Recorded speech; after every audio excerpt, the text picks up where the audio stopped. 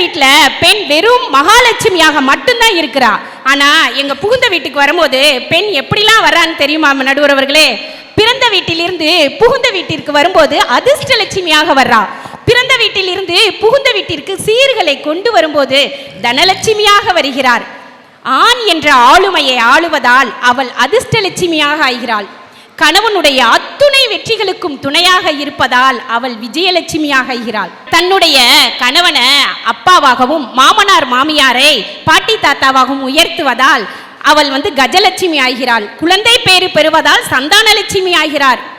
3 வேளையும் புகுந்த வீட்டில் சமைத்து போடுவதால் அவள் தானியலட்சுமி ஆகிறாள். நடுவர் அவர்களே, மேலே அந்த அத்தனை லக்ஷ்மியை சொன்னாங்க பார்த்தீங்களா? அந்த பழைய காலத்தில் ஒரு பாடல் இருக்கும், நகையினட்டும் போட்டு இருந்தா சொர்ணலட்சுமி, மானம் காக்க துணிஞ்சு நின்னா வீரலட்சுமி, மானம் காக்க துணிஞ்சு நின்னா வீரலட்சுமி, எதையும் மனசு வச்சு ஜெயிச்சு வந்தா விஜயலட்சுமி.